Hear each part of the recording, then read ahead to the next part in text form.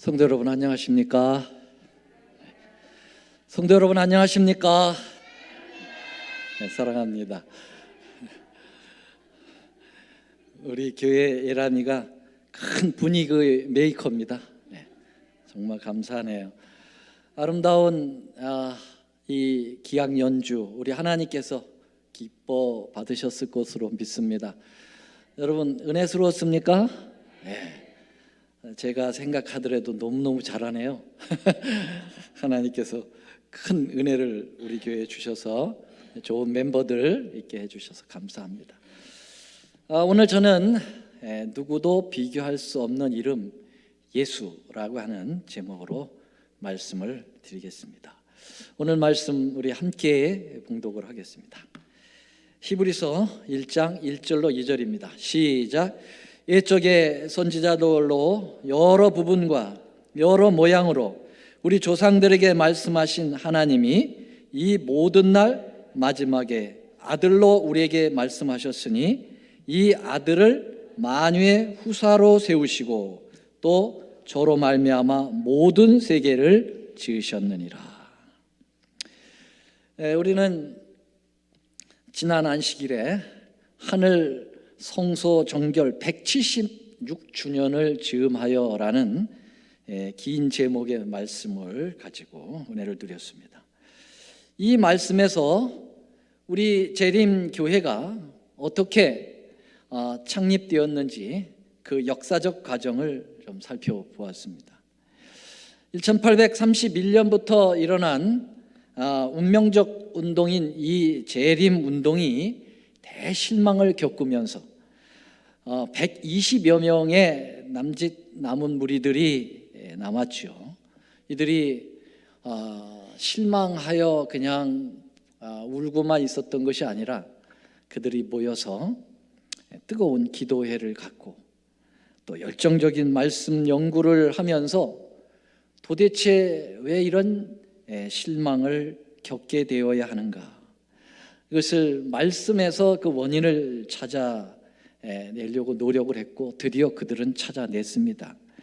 동시에 거기서 끝난 것이 아니라 모든 초교파적 남은 그 무리들 안에는 모든 교회에서 나온 지도자들이 있었기 때문에 각 교회에서 가지고 있는 진리들을 함께 내놓고 성경으로 함께 검증하는 그런 시간들을 갖게 되었죠.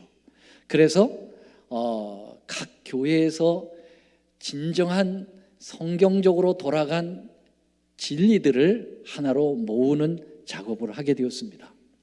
루터 교회에서는 솔라 스크립투라, 오직 성경, 오직 믿음이라고 하는 아주 이 중요한 명제를 우리가 받아냈고요. 장로교회에서는 하나님의 절대 주권과 성소 위주의 신앙, 그리고 감리교회에서는 중생과 성화, 그리고 침례교회에서는 세례가 아닌 침례, 그리고 세족예시, 제7일 침례교회에서는 잊어버렸던 안식일까지 회복을 하고, 제세례파에서는 정치와 종교가 분리돼야 된다고 하는 것, 그리고 청교도들, 깨끗한 신앙인들이죠. 이 사람들에게는 경건한 신앙을 가져오게 되었고요. 모라비아 형제들 교회에서는 우리가 세계 선교에 대한 세계 복음 전파의 그 정신을 가져왔습니다. 그리고 심지어는 가톨릭 교회에서까지도 가져온 곳이 있는데 그것은 삼위일체의 진리가 맞기 때문에 그들이 가지고 있어도 진리이면 받아들였습니다. 자, 이렇게 위대한 성경의 완성체를 만들면서 그들에게 있어서 아주 중요한 한 가지 사실은 윌리엄 밀러의 그 실수를 저지른, 적용의 실수를 저질렀죠. 1844년 10월 22일이라고 하는 날짜는 정확하게 예언적 성경인 것을 확인을 했습니다. 그러나 그것이 이 땅에 예수님의 재림하시는 날짜로 적용한 것은 잘못된 적용이었습니다. 이것을 하이람 에드슨이라고 하는 사람과 크리지오라고 하는 의사에 의해서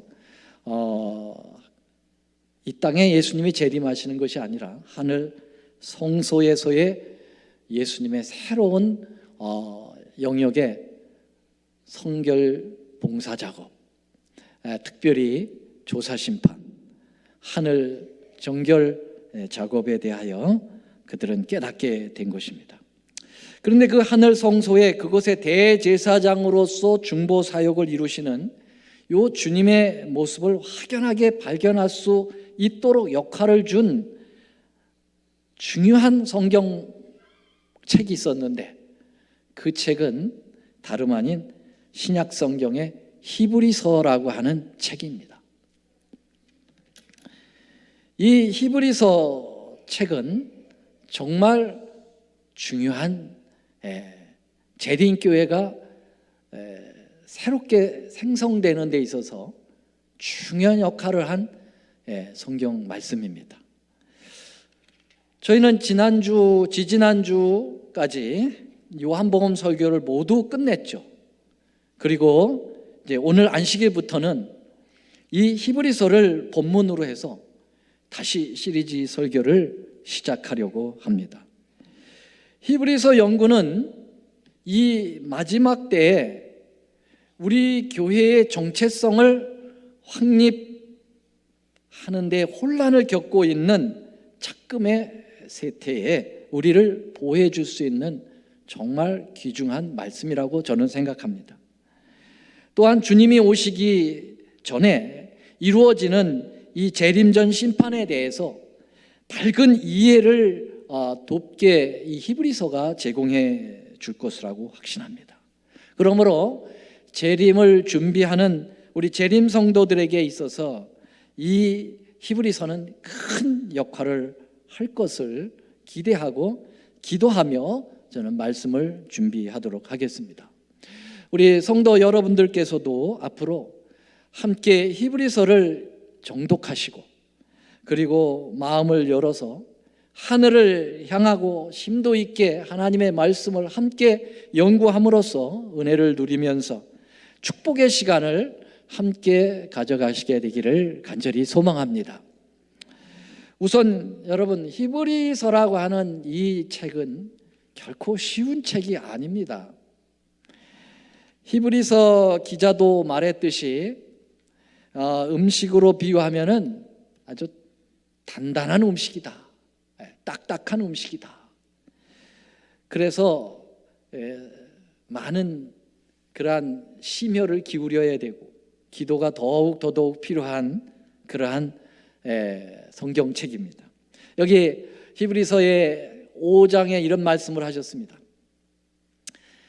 12절 13절 때가 오래므로 너희가 마땅히 선생이 될 터인데 너희가 다시 하나님의 말씀의 초보가 무엇인지 누구에게 가르침을 받아야 할 것이나 젖이나 먹고 단단한 식물을 못 먹을 자가 되었도다. 대저 젖을 먹는 자마다 어린아이니 의의 말씀을 경험하지 못한 자요. 그랬습니다. 그래서 이젠 너희가 단단한 음식을 먹을 때가 되지 않았니? 언제까지 이 죽 같은 젖만 먹을 수가 있겠니?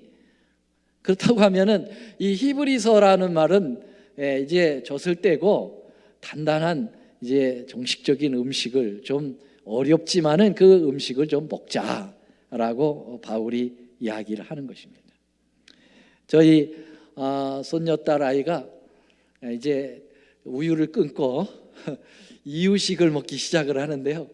얼마나 잘 먹는지 모르겠어요. 네, 이제 우리도 오랫동안 이 재림 신앙을 가지고 있었지요. 그러니까 너무 기초적인 것만 이제 말씀에서 머무르지 말고 이렇게 히브리서와 같은 좀 어려운 말씀도 함께 맛을 보았으면 좋겠다. 히브리서는 내용이 신구약으로 넘어들면서 고도의 기법으로 독자들에게 표현하고 있는 매우 신학적인 그런 책이라고 볼 수 있습니다. 우리 목회자들도 신학을 공부한 분도 이 히브리서는 매우 어렵게 느껴지는 책입니다. 히브리서는 예로부터 많은 학자들 간에 그 좀 논쟁이 있었습니다. 지금도 논쟁이 계속되고 있기도 하고요. 이 히브리서의 논쟁은 어떤 내용면에서의 그러한 서로의 논쟁이 아니고 이 책의 저자가 누구냐라고 하는 그 문제를 가지고 지금도 이야기들을 나누고 있죠. 많은 사람들은 히브리서의 저자가 사도 바울이라고 생각하는 사람들이 많습니다. 그 사람들이 그렇게 주장하는 이유는 히브리서는 신학적 논리가 정연하고 해박한 계시의 정신을 가지고 저술할 수 있는 사람이 기록을 한 것이다. 그러므로 그 당시에 바울 외에는 이러한 지식을 가진 그러한 사람이 없을 것이다. 그래서 바울의 이 저자가 맞다라고 주장하는 분들이 많습니다. 그러나 또 반대로 바울의 저자성을 부인하는 사람들도 많습니다. 근데 그 사람들의 이유는 뭐냐면은 히브리서의 주된 사상은 사도 바울의 사상과 일맥상통하는데, 그런데 문체로 볼 때는 바울 서신하고 많은 차이를 보인다. 그래서 바울의 글이 아닐 수 있다. 그렇게 이유를 이야기하고 있습니다. 그럼 우리 재림교회는 공식적으로 이 히브리서의 저자를 누구라고 생각하실까요? 누구라고 생각합니까? 사도 바울이라고 저희 교회는 공식적으로 생각하고 있습니다. 그 이유는 조금 전에 말씀드린 것처럼 이런 엄청난 신학적인 내용이 담긴 책을 저술할 수 있는 존재는 그 당시에 바울일 수밖에 없다는 생각에 동의하기 때문입니다. 여러분들이 아시다시피 이 초기 시대에, 초대 시대의 지도자들이 주로 이제 12사도였지 않습니까? 12사도였는데 12사도들은 대부분 그 갈릴리 어부 출신들이고 또 목수도 있었고, 주로 이제 불황무식한 그러한 사람들이었고요. 또 그들이 이제 전도했던 사람들이라고 해야 평민서부터 이제 시작이 됐고, 물론 많은 제사장들도 바리새인들도 이제 예수님을 쫓았던 무리들이 있었습니다. 그러나 그분들이 이제 지도자급으로 나서기에는 상당 기간이 걸렸고요. 그래서 그 상황에서 사도 바울이라고 하는 존재가 개종하여 들어왔을 때 그것은 대단한 석학이 들어온 겁니다. 그는 아주 어려서부터 히브리인 중에 히브리인이요, 바리새인 중에 바리새인이요, 그리고 가말리엘 문화에서 철저하게 하나님의 말씀을 배운 그러한 정말 신령한 사람입니다.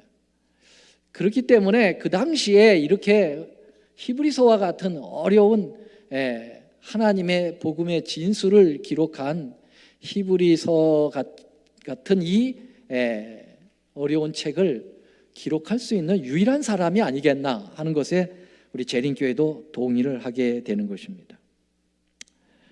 또 하나는 아까 이제 바울의 저자성을 부인하는 사람들의 그 이유가 뭐라고 그랬어요? 사상은 비슷한데 문체가 완전히 다르다. 근데 그것은 이렇게 생각하면 어떨까요? 한 사람의 작품에서라 할지라도 그 내용에 있어서 좀 다른다 할지라도 이 한 사람이 다른 문체를 가지고 기록할 수가 있다는 것입니다. 예를 들면은 연애 소설을 쓰던 그 작가가 역사 소설을 썼다고 생각해 보십시다. 그러면 연애 소설의 문체하고 역사 소설의 문체는 다를까요? 완전히 다릅니다. 그래서 바울 서신의 13권의 책은요, 대부분 내용들이 믿음으로 말미암는 의, 그리고 실천 목회 신학 이런 부분들이 이제 섞여져 있습니다. 대략적인 내용들이요. 그런데 이 히브리서는 특별히 성소 문제를 중심으로 해서 예수님이 하늘 대제사장으로서의 하늘에 사역하는 그런 내용들을 다루고 있기 때문에 내용면에 있어서 완전히 차이를 보이고 있어요. 그렇기 때문에 역시 이제 문체도 차이가 보일 수 있다라고 하는 것이 재림교회가 이 바울의 저자성을 부인하지 않고 있는 것이죠. 그러나 결정적인 것은 바울이 히브리서의 저자라고 하는 이 재림교회의 공식적 인정은 화입 부인의 언급 때문이기도 합니다. 여기 시대의 소망,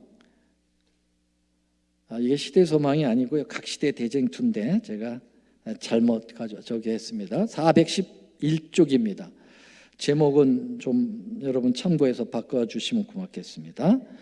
시대의 소망이 아니라 각시대 대쟁투 411쪽에 사도 바울은 성소에 대하여 히브리서에 다음같이 기록하였다. 그러면서 히브리서 9장 1절로 5절의 말씀을 인용합니다. 그리고 바울이 여기에 말한 성소는 모세가 하나님의 명령을 따라 지극히 높으신 분의 거하실 곳으로 이 세상에 지은 성막이다. 이렇게 볼 때 바울은 그의 저서 각시대 대쟁투에서 바울이 이 히브리서를 기록했다라고 분명하게 밝히고 있습니다. 우리 재림교회는 선지자의 말을 존중하여 사도 바울이 히브리서의 기자라고 하는 사실을 의심하지 않습니다. 또 아까 말씀드린 몇 가지의 그러한 항목을 들어서 히브리서의 저자가 바울이다. 뭐 이렇게 누가 이것을 썼는가, 그거 그렇게 중요한 건 아닙니다. 그러면 여러분, 히브리서는 왜 히브리서라고 하는 책 이름을 가졌을까요? 히브리서라고 하는 그 책명에서 말해주듯이 1차적으로는 이 히브리 사람들을 대상으로 기록되었기 때문입니다.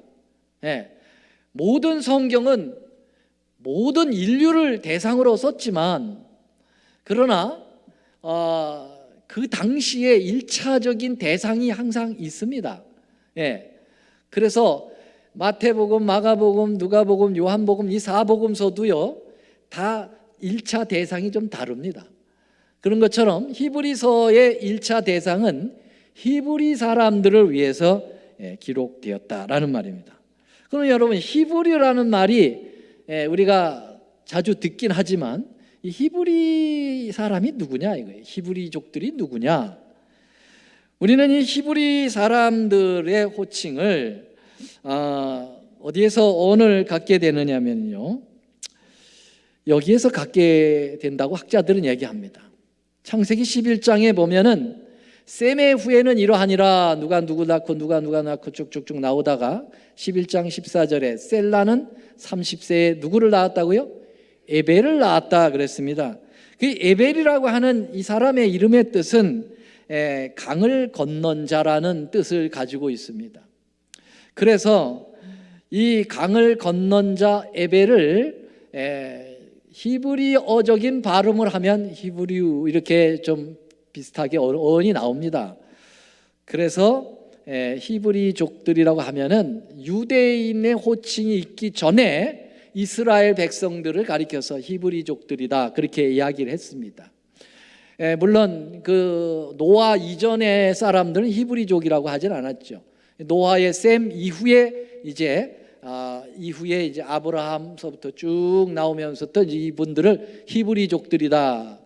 이제 히브리인들, 이스라엘 사람들, 유대인들 사실은 다 대동소이한 그러한 사람들입니다. 자, 이 에벨이라고 하는 이 히브리어라고 하는 뜻이 뭐라고요? 강을 건넌 자. 근데 우리가 아시다시피 그 아브라함이 어디에 있었습니까? 바벨론에 있었죠. 갈대아 우르라고 하는 바벨론에서 유프라테스 강을 건너가지고 가나안 땅으로 이제 주님의 명령에 의해서 오죠. 그렇죠? 네. 그래서 이 아브라함의 후예들 이런 사람들을 강을 건너서, 다시 말하면 바벨론이라고 하는 지역에서 유프라테스 강을 건너 가지고 가나안 땅으로 온 사람들이다. 그렇게 그 어원이 그렇게 되고 있습니다. 여러분, 그러면 이러보건대 어쩌면 다 우리도 히브리인들이라고 볼 수가 있겠어요. 왜냐하면은 세상 나라 바벨론 나라에서부터 건너가지고 주님 나라에 온 사람들이잖아요. 그렇죠? 네. 또 실제적으로 어떤 분들은 가톨릭이나 타락한 일반 개신교의 바벨론으로부터 이제 재림교회로 건너오신 분들이에요. 그래서 사실 우리는 영적으로 히브리 사람들이다, 뭐 이렇게 부를 수도 있지 않을까 그렇게 생각합니다.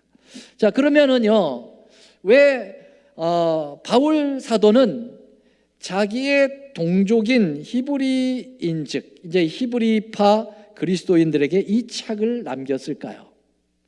여기 지금 히브리 사람들을 대상으로 했다고 했는데요, 여러분, 히브리 사람 전체를 얘기하는 게 아니고 유대인이었지만은 예수님의 기독교로, 그리스도교로 개종한 히브리파 그리스도인들이라고 불리울 수 있는 사람들에게 대상으로 이 성경책을 기록을 한 것입니다. 여러분, 최초의 그리스도인들은 대부분 어느 나라 사람들이었습니까? 1번 한국 사람, 2번 일본 사람, 3번 유대인. 예, 우리는 하도 이제 이게 사지선다양으로 공부를 많이 했기 때문에 이렇게 선다형으로 해야 여러분들이 이해가 빨리 들어오더라고요. 네, 맞습니다.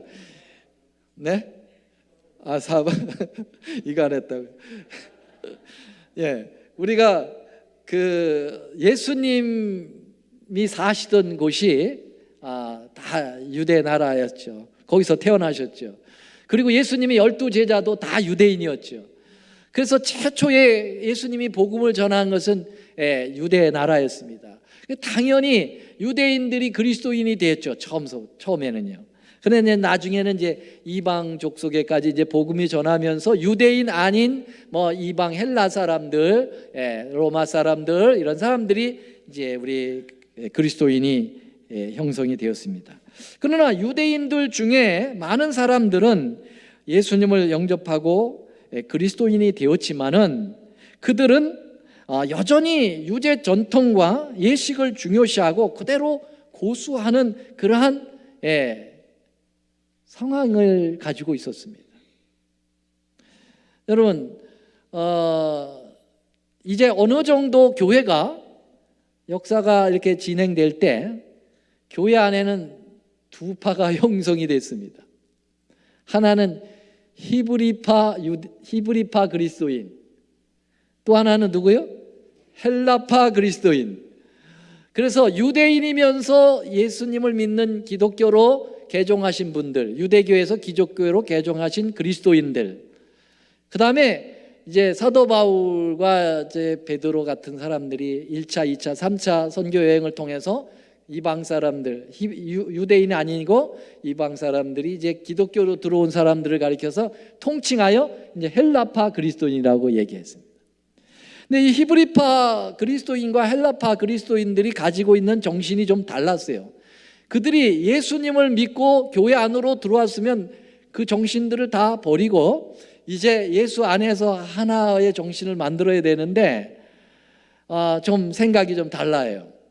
그 여전히 자기들이 가지고 있었던 그런 것을 유지하는데 상당 시간을 가지고 있기 때문에 두 파 간의 갈등의 요소가 좀 있었다라고 하는 것입니다.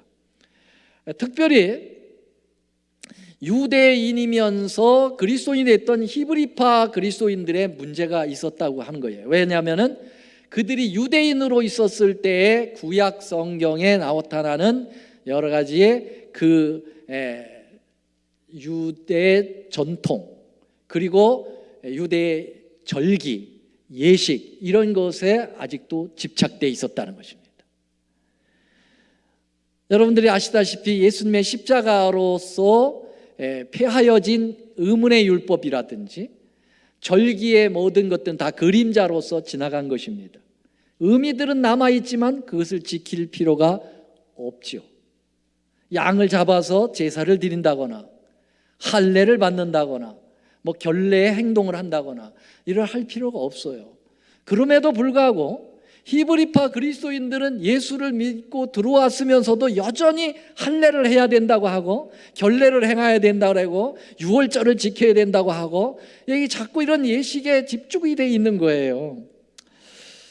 그래서 여러분들이 아시다시피 사도행전 15장에 가면은 이 논쟁을 불식시키기 위한 총회가 열리게 됩니다. 교회에 어떻게 보면 총회의 간 효시라고 볼 수 있는 게 예루살렘 총회죠.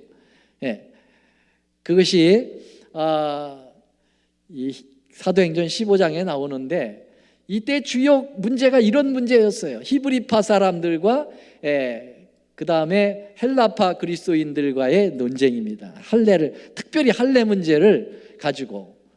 그래서 이방 사람들이 이 그리스도 교회로 들어오게 되면 그 사람들 할례 받아야 된다고 아주 히브리파 교인들이 굉장히 강요를 했죠. 할례 받으면 안 된다고, 안 받으면 안 된다 그랬어요. 그러나 이제 베드로, 그 다음에 바울, 또 야고보 이런 지도자들이 아니다. 이제 주님은 그런 모든 것을 이제 오픈하시고 누구나 다 교회로 들어와서 자유롭게 예수 믿어 구원에 이르게 된다라고 해서 이제 할례에 대한 필요성에 대하여 불식시켰습니다.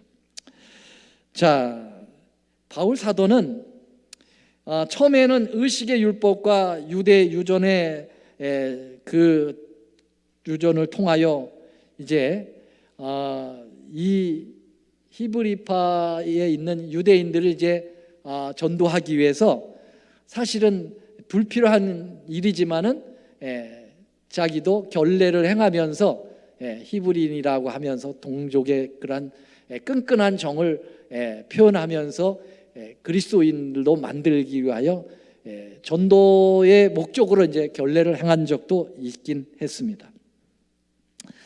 그러나 바울이 이제는 히브리서를 기록하면서 이 히브리파 그리스도인들에게 이제는 옛 구습에 멈춰 있지 말고 하나님의 새로운 비전으로 나아가자라고 하는 그러한 목적으로 예수님의 하늘 성소에 관한 그 기별을 신학적으로 증명하고 강조함으로써 히브리파 그리스도인들의 편견을 없애고 그들에게 더 진일보된 하나님의 구원의 도리로 초청하는 그런 의미로서 히브리서를 기록했다고 하는 사실입니다. 여러분, 다니엘서와 요한계시록과 마찬가지로 이 히브리서는 성소 진리를 바탕으로 깔고 있어서 성소에 대한 이해가 없이는 히브리서를 온전히 이해하는 데 어려움이 많습니다. 그러므로 바울은 이미 구약 성소에 대한 아주 해박한 지식을 가지고 있는 유대인들을 대상으로 해서 하늘 성소를 소개할 때 다른 이방인들보다 좀 편했을 거라고 생각합니다. 왜냐하면 유대인들은 늘 성소에서 제사를 드려왔고 제사장들의 업무를 알고 그리고 구약 성경에 아주 정통했던 사람들이기 때문에 그것을 모형으로 해서 하늘에 진짜 성소가 있다라고 하는 것을 표현하게 될 때 상당히 설득력이 있었다 이렇게 볼 수가 있게 되겠습니다. 자, 아울러 이미 구약 성경 책들을 많은 정보를 가지고 있고 연구하는 데 이력이 생긴 우리 재림 교인들에게도 히브리서를 연구하는데 다른 교파의 사람들보다 더 쉽게 이해할 수 있는 말씀을 우리가 접할 수 있는 특권이 있다고 저는 믿습니다. 여러분, 많은 일반 개신교에서는 구약 성경을 아주 무시하는 교인들도 많아요. 쪽보금이라고 해가지고 말이에요, 신약만 가지고 다니고 구약을 아주 경시하는 그런 저기가. 그래서 안식일 교인들 하면 저 사람들 구약을 믿는 사람들이야 막 이렇게 얘기해요. 아니, 구약을 그럼 믿어야지. 구약을 안 믿으면 그건 하나님 백성이에요? 말 같지도 않은 소리를 하고 있어요. 예. 그러니까 구약에 대한 경시증이 있어요. 그래서 일반 개신교인들은 히브리서 잘 이해 못합니다. 제가 유명한 이번에 이제 말씀을 준비 시작하면서 일반 개신교의 유명한 히브리 강해 설교들을 쭉 이렇게 좀 설치를 해봤는데요. 제대로 전곡을 찌를 수가 없어요. 예.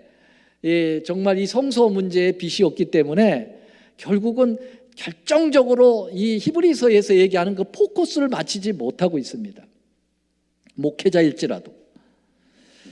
자, 그래서 여러분, 우리는 이 히브리서가 히브리인들에게 상당한 어필이 되듯이 우리 재림교회도 어쩌면 상당한 어필이 될 수 있는 그러한 말씀을 우리가 이제 공부하면서 은혜를 느낄 수 있다고 생각합니다. 또 하나는 재림을 기다리는 재림 교인들에게 재림 전 하늘 성소 심판, 이 조사 심판에 대하여 이 히브리서가 아주 직접 연결이 되어 있기 때문에 어떻게 보면 재림 교인들에게 있어서의 이 히브리서는 필수적인 책이다, 그렇게 볼 수가 있습니다. 재림 성도의 재림 전 필독서가 히브리서이다. 재림 전 이 재림 성도에게 있어서 히브리서는 필수 연구소이다, 이렇게 말씀을 드릴 수가 있겠습니다. 여러분, 모든 성경에도 마찬가지로 히브리서의 주인공은 누구일까요? 히브리서의 주인공은 누구예요? 예수님입니다. 여러분, 성경 66권의 주인공은 누굽니까? 예수님입니다. 모세가 아니고 엘리야도 아니고 침례 요한도 아니고 바울도 아니고, 여러분, 성경 66권은 모두 다 예수님의 말씀입니다. 믿으십니까? 네. 여러분, 요한복음 5장 39절, 너희가 성경을 연구하거니와 이 성경이 곧 내게 대하여 증거한다고 말씀하지 않았어요? 그죠? 네. 그래서 성경은 모두 다 예수님의 그 이야기를 하고 있는 것입니다. 그러면 역시 히브리서도 누구에 대하여 이야기를 하고 있는 겁니까? 예수님에 대하여 이야기하고 있는데요, 다른 성경책보다도 더 직접적으로, 더 접근적으로 예수님의 모습을 나타내고 있습니다. 자, 오늘 본문으로 잠깐 들어가서요. 본문이 여기 안 떴는데요.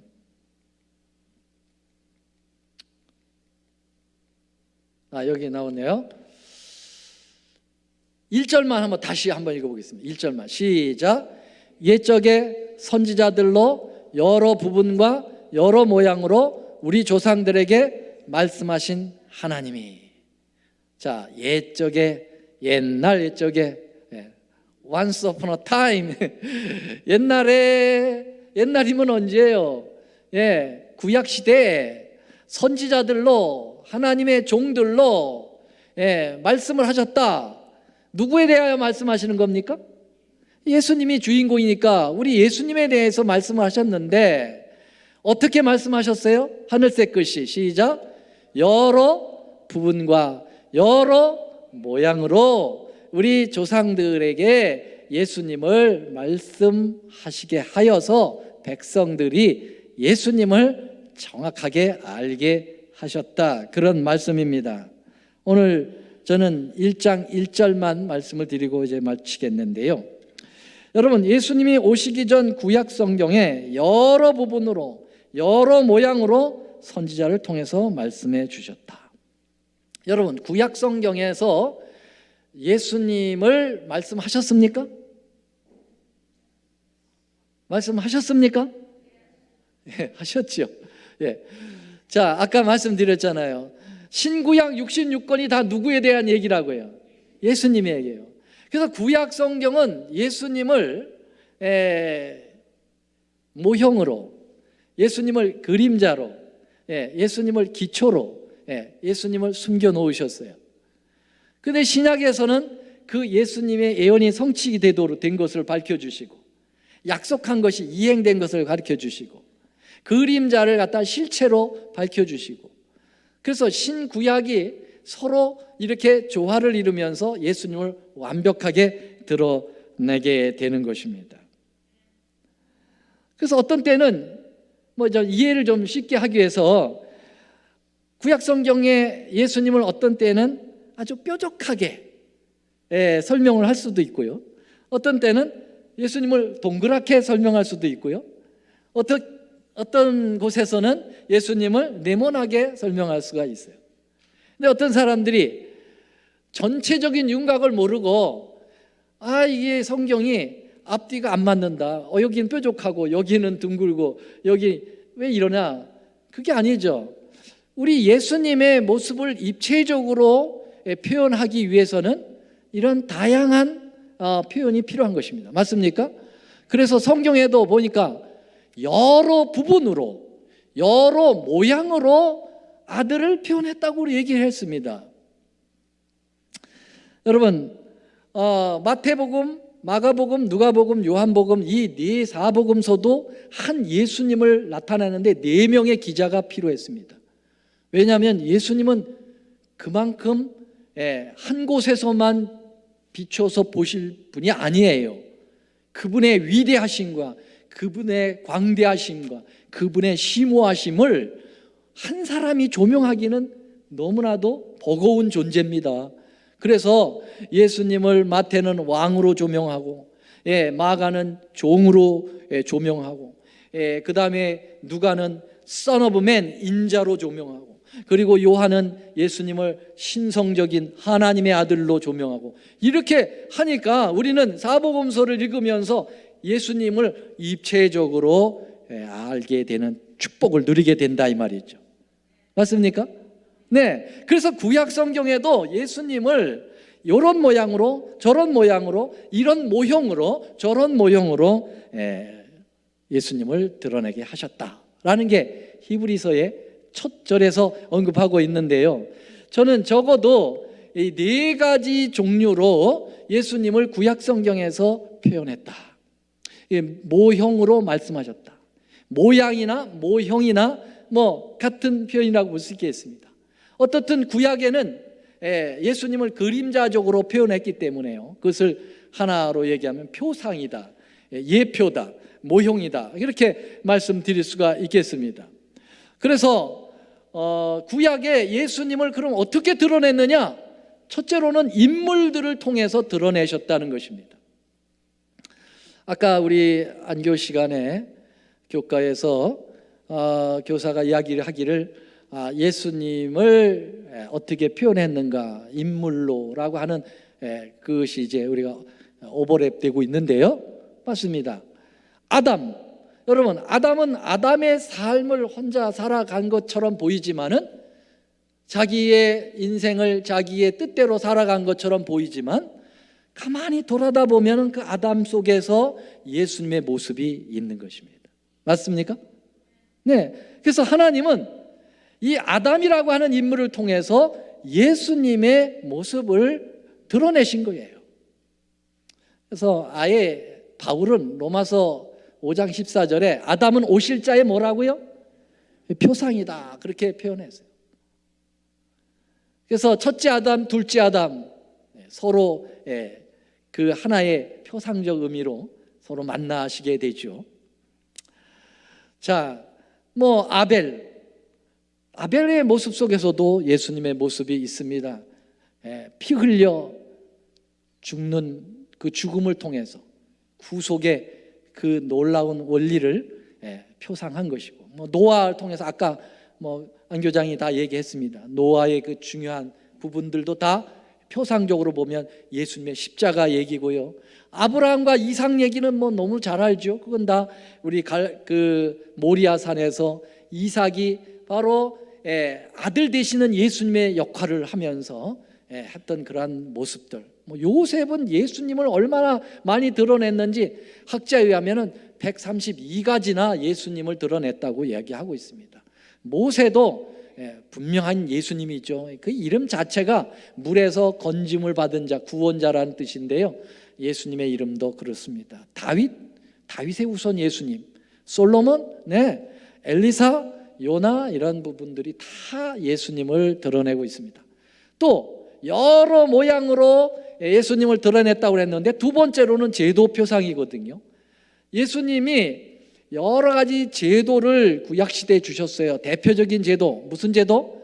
안식일 제도, 두 번째 성소제도, 절기제도. 이런 제도들은요, 완전히 예수님의 구속의 원리, 예수님 자신을 드러내는 일에 이 제도를 사용하셨어요. 그래서 안식일 제도가 여러분 성립될 때 다 이뤘다 하고, 그리고 안식일이 돌아오고, 여러분 십자가에서 다 이뤘다 하고 안식일 무덤에서 잠드시고, 그래서 예수님의 창조주 되심과 구속주 되심을 이 안식일의 제도를 통해서 잘 드러내셨습니다. 여러분 성소 제도는 뭐 완전히 그냥 예수님 덩어리예요. 그냥 시작부터 끝까지 다 예수님에 대한 겁니다. 그렇죠? 그래서 성소 공부할 때 제가 말씀드렸죠. 이거는 누구를 가리킵니까? 성소에 관한 공부할 때 누구 나오면, 누구를 대면은 딱 맞는다고 그랬어. 무조건 예수 하면 다 정답이야. 그만큼 그냥 전체가 다 예수 얘기로 옹팡지게 이렇게 돼 있는 예수님을 드러낸 제도가 성소제도. 절기제도 수없이 했습니다.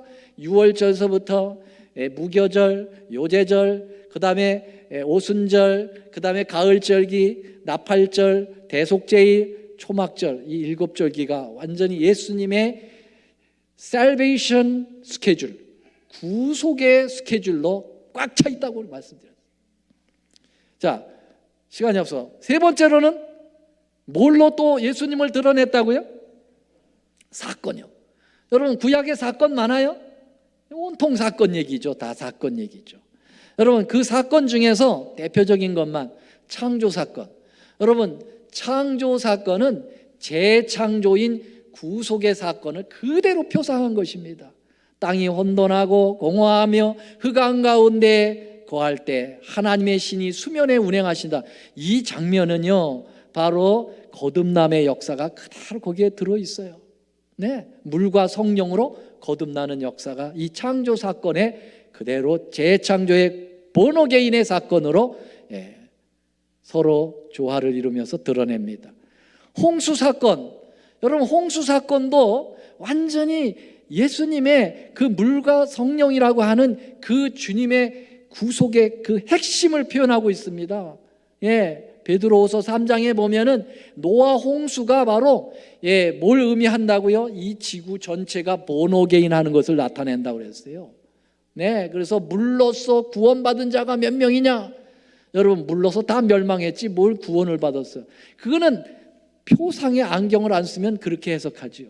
그런데 이렇게 하나님의 모형으로 구약 성경이 이루어졌다라고 하는 표상의 안경을 쓰면 그게 침례였구나. 그걸 알게 되죠. 그 다음에 출애굽 사건은 이건 이루 말할 수가 없어요. 출애굽 사건도 그냥 처음서부터 끝까지 이게 바로 예수님의 구원의 모든 역사를 한눈에 보여주는 겁니다. 그래서 바로는 사단을 의미하고 이스라엘 백성들은 오늘 죄악의 세상에 살고 있는 우리를 얘기하고, 그 다음에 거기서 모세가 와서 그들을 구출하는데 그 모세는 예수님을 얘기하고, 그리고 그들이 유월절을 경험한 건 십자가를 얘기하고, 그들이 홍해를 건너는 것은 다시 말하면 침례를 의미하는 거고, 그리고 강야 40년은 그것은 성화의 과정을 의미하는 거고, 그리고 결국 그들이 요단강을 건너서 가나안에 가는 것은 우리가 하늘 가나안에 가는 거고, 그냥 모든 이야기가 이게 다 예수님의 스케줄이에요. 이 구약에 이렇게 인물로, 제도로, 사건으로 정확하게 예수님을 드러낸 거예요. 얼마나 정확하게.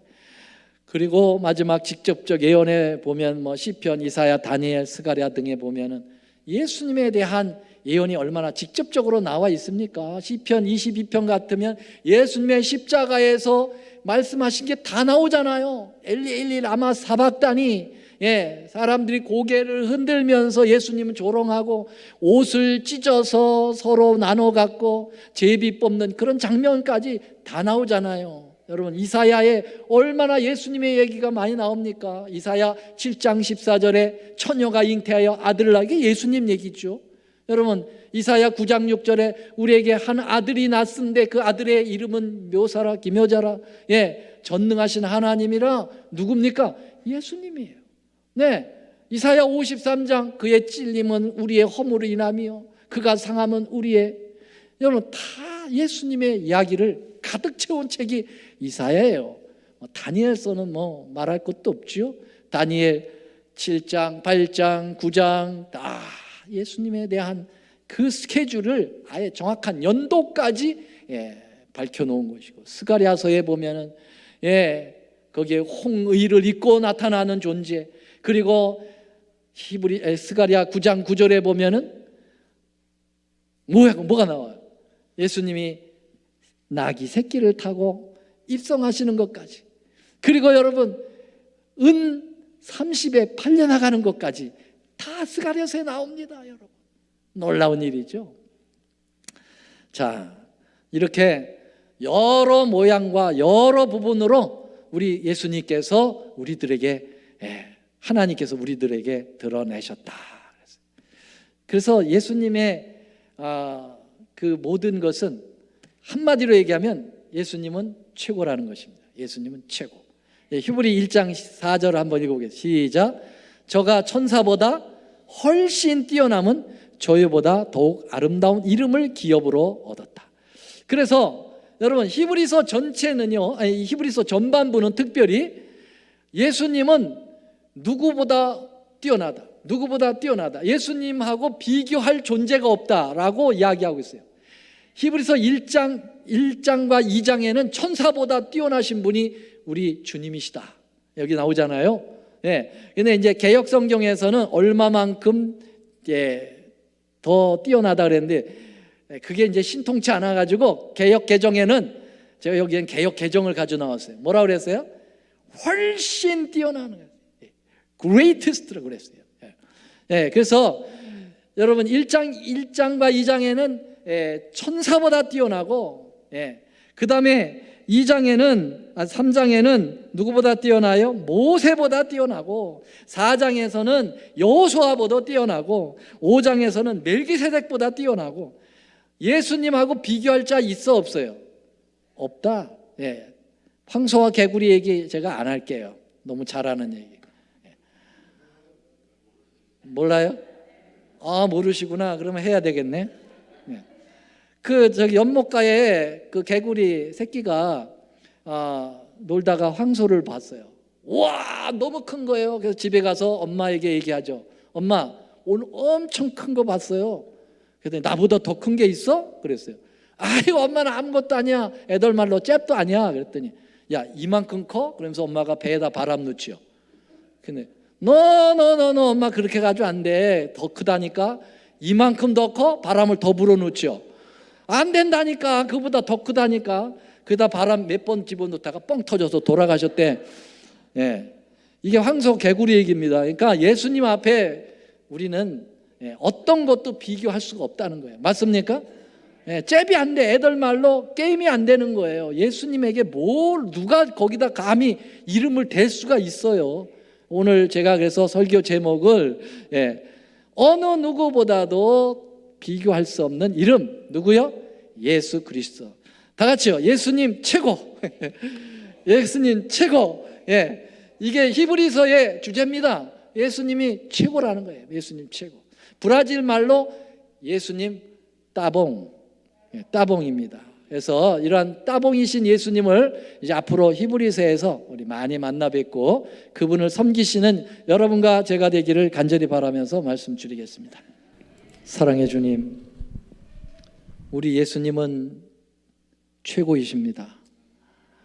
이 세상 무엇과도 바꿀 수 없는 정말 위대하신 우리의 구주이심을 다시 한번 고백합니다. 오늘 우리가 다시 마음을 열어 우리 주님을 개인의 구주로 영접하고 우리 자신을 한없이 낮출 수 있도록 도와주시옵소서. 예수님이 없이는 살 수 없다고 하는 그러한 고백이 우리의 입에서 나올 수 있도록 도와주시옵소서. 이제는 크신 하나님의 거룩하신 우리 성부의 함께, 또한 우리의 예수님의 은혜와 그리고 성령 하나님의 감동이 예수님을 최고로 모시고 살아가려고 하는 당신의 이 백성들 위해 이제부터 영원히 함께 하옵시기를 우리 구주 예수님의 이름으로 간절히 축원하옵나이다. 아멘.